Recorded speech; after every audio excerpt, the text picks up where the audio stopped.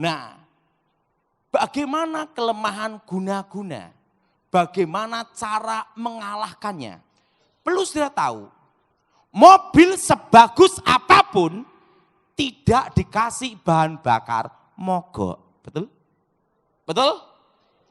Betul? Nah, apa bahan bakar kekuatan gaib? Yang pertama, kelemahan ilmu guna-guna. Yang pertama, kalau keluarganya mengampuni, kasih.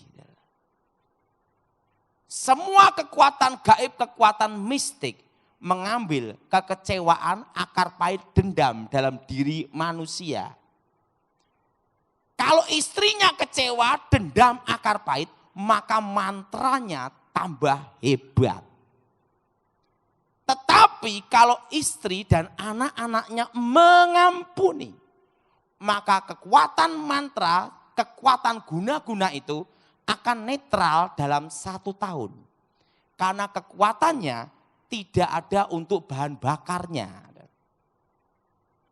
Yesus berkata, kalau kamu mengampuni, Bapamu pun mengampuni. Amin.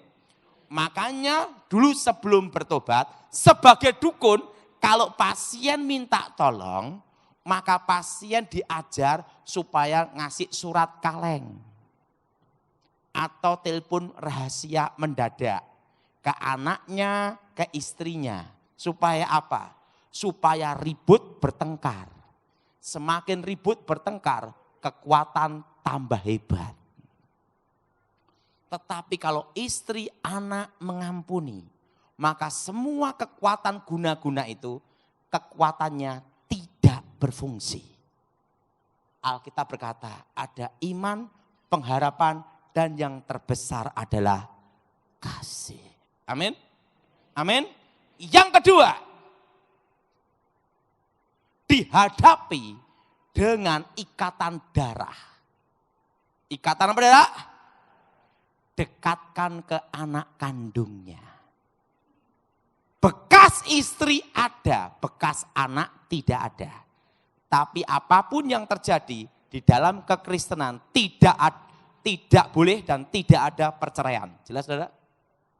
Nah, tidak boleh perceraian. Nah saudara, kalau orang kena guna-guna, dekatkan anak kandungnya. Karena ikatan darah itu yang akan menggoyahkan mantra. Karena ketemu yang asli. Jelas? Ketemu yang apa saudara? Nah, enggak punya anak Pak. Dekatkan ke adik dan kakaknya yang ada hubungan darah. Anak tunggal Pak. Dekatkan orang tua kandungnya. Dekatkan apa saudara? Orang tua kandung. Anak tunggal orang tua mati Pak. Dekatkan sahabatnya. Seorang sahabat ada ikatan batin. Tidak ada sahabatnya Pak, hanya Tuhan yang bisa.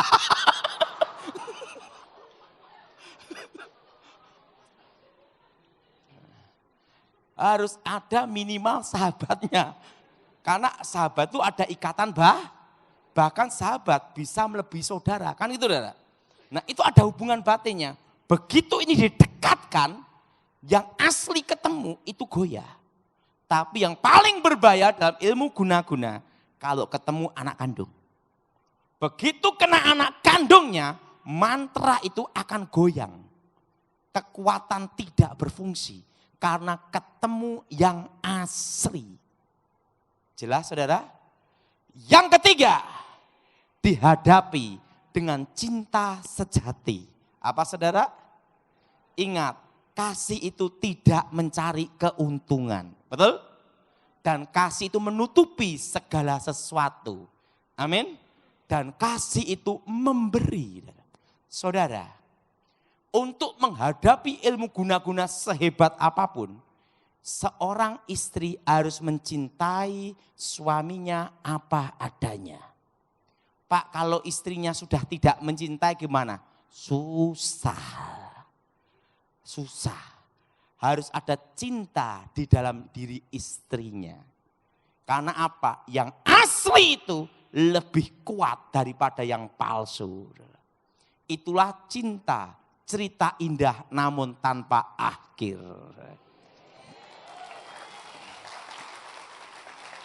Jelas? Dekatkan ke siapa, saudara?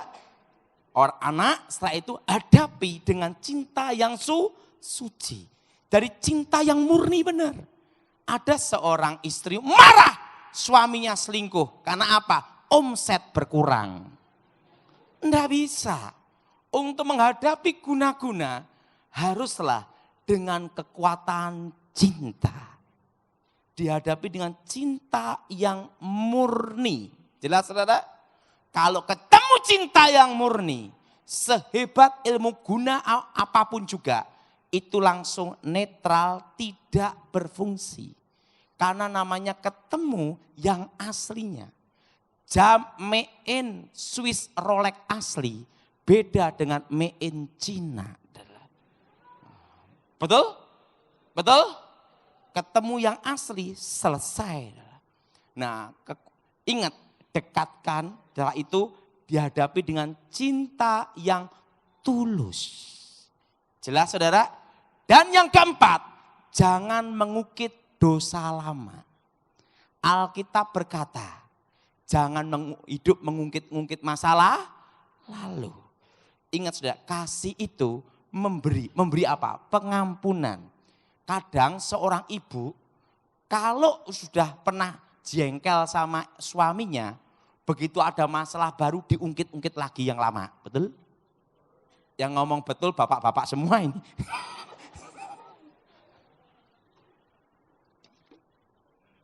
Nah, kalau sudah lakukan 3 ini, dan seorang suami yang kena guna-guna itu, cirinya mau kembali ke keluarga, kadang ke sana, kadang ke rumah. Berarti mantranya sudah goyah. Mantranya sudah berada goyah. Kalau udah mantranya sudah goyah, ketemu yang asli. Dia pulang ke rumah. Waktu pulang ke rumah, jangan ungkit dosa lamanya dia. Karena kasih itu adalah memberi pengampunan. Kasih itu menanggung segala sesuatu. Amin. Kasih itu memberi. Nah, yang 4 ini yang penting sekali. Kalau 4 ini dilakukan, sekalipun bukan orang Kristen. Ingat, saudara, sekalipun bukan orang Kristen, maksimal 3 tahun, minimal 1 tahun, pasti kembali. Tetapi kalau kita orang Kristen, lebih dari itu, ada kuasa dalam nama Yesus. Nah, yang kelima, ini untuk orang Kristen. Patahkan dulu pengikat batin. Kalau 4 ini berdasarkan hukum alam. Apa, saudara? Hukum apa? Alam. Tetapi yang 5 ini di atas hukum alam. Supranatural. Kekuatan Tuhan. Amin, saudara? Nah, putuskan mantra pengikat batin dulu. Apa, saudara? Mantra pengikat apa? Batin. Mantra itu bekerja tepatnya jam 12 malam. Masuk ke dalam jiwa seseorang. Nah, doanya seperti ini. Di dalam nama Tuhan Yesus. Ini semua, di dalam nama Tuhan Yesus. Segala ikatan batin, mantra roh jahat. Nah, kalau tahu perempuannya, sebut perempuannya. Kalau itu yang kena istri, sebut lakinya. Itu semua, kami putuskan, kami batalkan, kami hancurkan dalam nama Yesus. Dan itu kalau suami doakan gini, darah Yesus bebaskan tubuh, jiwa, roh. Apa, saudara? Darah Yesus, apa, saudara? Tubuh, jiwa, apa? Roh. Putuskan dulu mantra pengikat batinnya. Nah, mantra pengikat batin itu bekerjanya jam 12 malam. Dan masuk ke dalam jiwa seseorang itu tepatnya hari Rabu, Kamis, Jumat. Jarang yang malam minggu. Jelas? Ada 3 hari di sini. Rabu, Kamis, Jumat. Itu mantra pengikat batin itu masuk ke dalam jiwa seseorang. Dan itu harus diputuskan dalam nama Yesus. Sebelum masuk ke dalam jiwa seseorang. Nah, setelah itu yaitu ditolak, diusir dalam nama Yesus tepatnya jam 6 sore. Karena mantra itu dikirim akan parkir, akan masuk sebelum jam 12. Itu parkirnya ada di pintu utama. Di pintu apa, Saudara? Utama. Nah, Pak, apakah harus di ruang pintu utama? Kurang kerjaan juga, adalah doa tidak dibatasi ruang dan waktu. Saudara sebelum jam 6 sore, saudara berdoa. Tolak setannya. Doanya seperti ini. Dalam nama Tuhan Yesus. Ini semua, dalam nama Tuhan Yesus. Segala roh-roh setan, segala roh-roh jahat. Mantra-mantra kami usir keluar.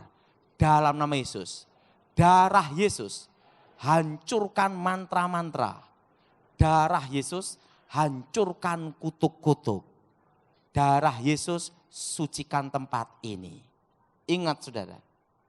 Dan perlu saudara tahu.